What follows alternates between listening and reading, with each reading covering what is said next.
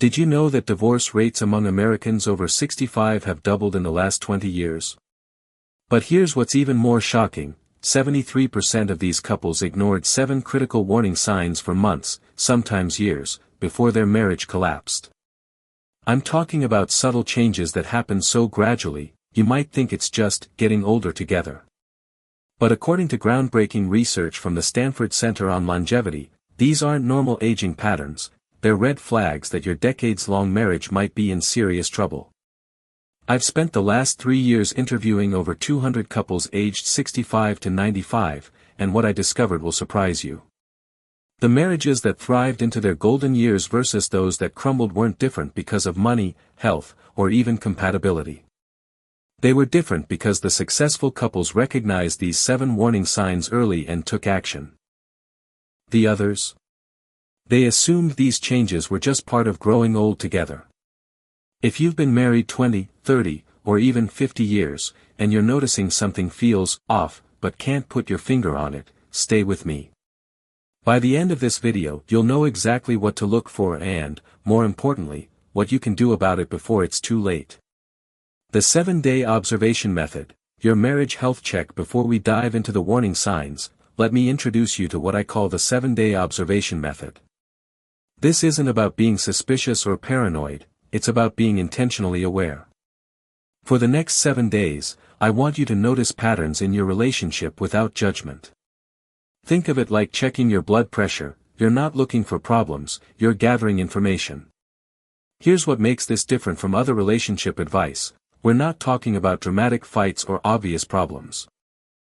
We're talking about the quiet erosion that happens when 2 people have been together for decades.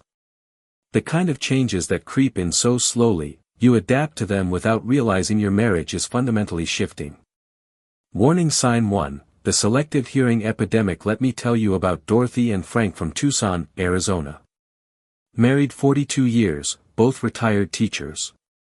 Dorothy came to one of my workshops because she felt like Frank had developed selective hearing. But here's the twist, his hearing test was perfect. When the TV was on, he could hear every word of Jeopardy from the kitchen. When she talked about her day, suddenly he needed her to repeat everything. This isn't about actual hearing loss, it's about emotional tuning out. When your spouse consistently misses what you're saying about things that matter to you, but has perfect hearing for sports scores, neighborhood gossip, or dinner plans, you're looking at selective emotional disconnection. The difference is crucial. Someone with hearing loss struggles with all sounds equally. Someone with selective hearing responds immediately to topics they care about while seeming deaf to your concerns, feelings, or daily experiences. Dorothy realized Frank could hear her perfectly when she mentioned his golf schedule or asked about his medications.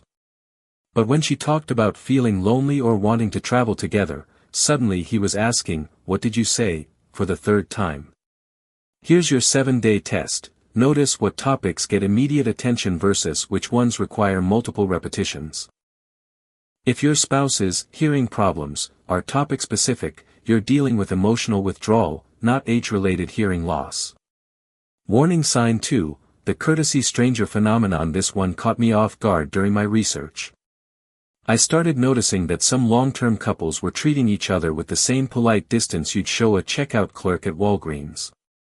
Pleasant, functional, but completely impersonal. Take Robert and Linda from Denver, Colorado, married 38 years. Linda described their interactions as perfectly polite. Robert would say, "Good morning," like she was a hotel guest. He'd ask, "How was your appointment?" with the same tone he'd use for a neighbor. Conversation stayed surface level, weather, schedules, grocery lists. But here's what was missing, the shorthand, the inside jokes, the casual intimacy that develops over decades. They weren't fighting, they weren't cold, they just weren't connected. They had become polite strangers sharing the same address. The courtesy stranger phenomenon happens when emotional intimacy gets replaced by social etiquette. Your spouse becomes someone you're considerate toward rather than someone you're close to. You'll notice, conversations feel like small talk with someone you just met. They ask about your day like a courteous acquaintance, not a life partner. Physical interactions become formal, a pat on the shoulder instead of a hug. You find yourself being nice to each other rather than being real. This is particularly dangerous because it feels peaceful. There's no conflict, no drama. But there's also no genuine connection, and that's how marriages die quietly over time. Warning sign 3, the schedule separation strategy. Here's something fascinating I discovered. When emotional distance grows, couples unconsciously start creating separate schedules. Not because they're busy, but because being together feels awkward. Margaret from Sarasota, Florida, age 71, started noticing this pattern with her husband Carl. For 35 years, they had natural rhythms together: morning coffee, evening news, weekend errands. But gradually, their schedules stopped overlapping. Carl began waking up an hour earlier for his extended morning routine. Margaret started doing grocery shopping while he watched golf. She'd go to bed earlier, he'd stay up later. Their paths crossed mainly at mealtimes, and even then, one of them often had somewhere else to be. The key insight: this wasn't about developing different interests or becoming more independent. It was about unconsciously avoiding extended time together because the emotional connection had become uncomfortable. Watch for these patterns: suddenly needing more time for routine activities that used to be shared, finding reasons to leave the house when your spouse is home, scheduling activities specifically when you know they'll be busy elsewhere, feeling relieved rather than disappointed when plans get cancelled. The difference between healthy independence and schedule separation is intention. Healthy couples choose to spend time apart because they want variety or personal growth.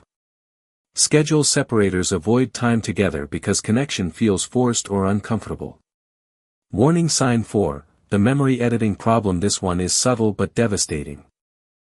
I'm talking about when couples start remembering their shared history differently, not because of memory problems, but because they're emotionally rewriting their story. James and Patricia from Portland, Oregon, both 68, came to my workshop after 44 years of marriage. During one session, James mentioned how Patricia never liked traveling, using it to justify why they hadn't taken a vacation in 5 years. Patricia was stunned. She reminded him of their trips to Europe, their cruise to Alaska, how she'd been the one suggesting weekend getaways. James wasn't lying, and he wasn't having memory issues. He was unconsciously editing their history to match his current emotional distance. If he was no longer interested in creating new experiences with Patricia, then she must have never been interested in experiences at all.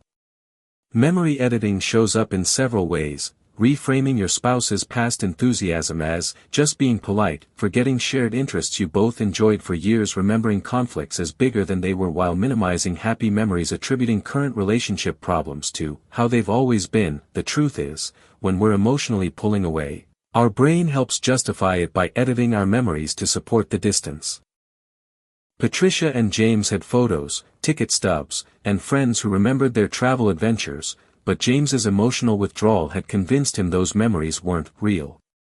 Warning sign 5, the substitute relationship shift. Here's something that surprised me during my research: when emotional intimacy fades in a marriage, people don't just become lonely, they unconsciously start treating other relationships like their primary emotional connection.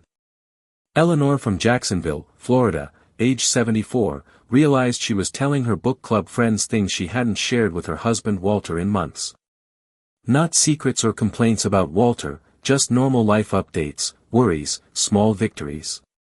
She found herself looking forward to her Tuesday book club meeting more than weekend time with Walter. Meanwhile, Walter had become unusually chatty with neighbors, the pharmacist at CVS, even telemarketers. People who knew Walter for years commented that he seemed more talkative and engaged. But Eleanor noticed he was saving all that social energy for everyone except her. This isn't about having close friendships, that's healthy at any age. This is about unconsciously making other people your primary emotional outlet while your spouse becomes secondary. Signs of substitute relationship shift: sharing daily experiences with friends, neighbors, or adult children before, or instead of, your spouse feeling more understood by casual acquaintances than your life partner, looking forward to social activities more than time at home, finding yourself more animated and engaged with others than with your spouse. Eleanor and Walter weren't having affairs or doing anything inappropriate. They were just unconsciously distributing their emotional energy away from each other and toward people who felt easier to connect with. Warning sign 6, the future planning freeze. This warning sign shows up in a very specific way. Couples stop making plans together, but they don't stop making plans entirely. They just stop including each other in their vision of the future. David and Rose from Albuquerque, New Mexico, both 69, had always been planners. For decades, they discussed everything: home improvements, vacation ideas, retirement dreams, even hypothetical scenarios like, what if we moved closer to the grandkids? But over the past 2 years, Rose noticed that David had stopped including her in his planning process. He'd mentioned casually that he was thinking about joining a senior center, or he'd research Medicare Advantage plans without asking for her input. When Rose suggested they look into downsizing their home, David would say, "We'll see," or "maybe someday," but he never engaged with the conversation. The future planning freeze isn't about becoming less organized or losing motivation. It's about unconsciously stopping to envision a shared future because the relationship doesn't feel collaborative anymore. You'll recognize this when one or both of you makes decisions about the future without consulting the other. Conversations about retirement, health planning, or major purchases get deflected. You catch yourself thinking about your future in terms of "I" instead of "we." Plans get made in your head but never discussed out loud. David wasn't excluding Rose intentionally. Subconsciously, he had stopped seeing their future as something they were building together. Rose felt it as being left out of decisions, but the deeper issue was that David had begun emotionally preparing for a future that didn't center their partnership. Warning sign 7. The gratitude gap. Here's the warning sign that often surprises people the most. When emotional connection fades, couples stop expressing gratitude for each other, but they increase gratitude toward everyone else. Susan from Birmingham, Alabama, age 66, realized this during Thanksgiving dinner. She found herself praising the restaurant servers, thanking neighbors for small favors, expressing appreciation to her adult children for ordinary phone calls.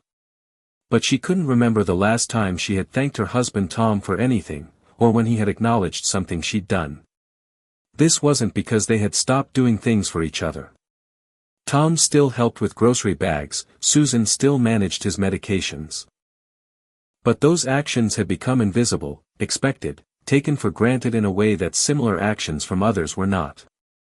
The gratitude gap reveals itself when you notice and thank strangers, service workers, or friends for small courtesies. Your spouse's daily contributions become invisible to you. You feel unappreciated by your spouse while feeling valued by others. Expressions of thanks between you become formal or rare. Tom was still opening doors for Susan after 41 years of marriage, but she had stopped seeing it as thoughtful. It was just what he does. Meanwhile, when a grocery store employee helped her reach something on a high shelf, she was genuinely grateful and expressed it warmly. The gratitude gap doesn't mean you're becoming ungrateful people. It means you've unconsciously started taking your spouse's contributions for granted while remaining appreciative of everyone else. This creates an emotional imbalance where your spouse feels unseen while strangers feel valued. What this really means, the quiet crisis. If you recognized several of these warning signs, you're not alone, and you're not overreacting. What you're experiencing is what researchers call emotional divorce, when couples remain legally married but become emotionally disconnected. The Stanford Longevity Center's research shows that emotional divorce often precedes legal divorce by 3 to 7 years in couples over 65. But here's the hopeful part: unlike younger couples who might face compatibility issues or life direction changes, older couples usually have a solid foundation to rebuild on. The changes you've noticed aren't necessarily signs that your marriage is doomed. They're often signs that you've both fallen into patterns of emotional distance without realizing it. After decades together, it's easy to assume your spouse knows how you feel, that your connection is permanent, that you don't need to actively maintain intimacy. But emotional connection requires ongoing attention at every age. The good news is that couples who recognize these patterns early can often reverse them more easily than you might expect. The 30-day reconnection challenge. Here's what I want you to try for the next 30 days. Don't announce it as a project or make a big deal about it, just quietly implement these changes and see what happens. Week 1. the curiosity experiment. Ask your spouse one genuine question every day about something you don't already know. Not logistics, what time is your appointment, but actual curiosity, what did you think about that news story, or how did you decide to plant roses in that corner? Week 2, the appreciation practice. Thank your spouse for one specific thing every day. Not general, thanks for dinner, but specific, thank you for remembering I don't like onions in the salad. Notice what they do rather than what they don't do. Week 3, the shared time return. Recreate one small routine you used to share. Maybe it's morning coffee together, maybe it's a 10-minute walk after dinner. Start with just 10 to 15 minutes of intentional time together without television or phones. Week 4, the future planning reset. Bring up one small future plan that involves both of you. Not moving to Florida or major life changes, but something like, should we try that new restaurant next week, or, what do you think about getting tickets to the community theater? Your next steps. The most important thing to understand is this: emotional distance in long-term marriages usually develops slowly and can be reversed slowly. You don't need dramatic gestures or marriage counseling, though that can help. You need consistent, small changes in how you engage with each other. If your spouse seems resistant to change or doesn't respond immediately to your efforts, don't give up after a week. Remember, if these patterns took months or years to develop, it may take time to shift them. The key is persistence without pressure. Some of you watching this might realize that the emotional distance in your marriage has gone too far to bridge alone. That's okay too. Recognizing where you are is the first step, whether that means working to reconnect or making difficult decisions about your future. What matters most is that you stop accepting emotional distance as just how marriage is after all these years. You deserve genuine connection, appreciation, and partnership regardless of your age or how long you've been married. Your marriage invested decades in building a foundation. These 7 warning signs aren't signs to abandon that foundation, they're signs to start building on it again. The question isn't whether your marriage can survive these changes. The question is, are you willing to do the small, daily work of reconnecting? Remember, 27% of couples over 65 not only stay together but report being happier in their later years than they were in their 40s and 50s. The difference isn't luck, it's intention. It's choosing to see warning signs as opportunities rather than evidence that love has died. If this video helped you recognize patterns in your own marriage, I'd love to hear from you in the comments. Share one thing you're going to try differently this week. And if you know a couple who might benefit from this perspective, please share this video with them. Sometimes the most loving thing we can do is help people see what they might be missing. Your marriage has already proven it can last decades.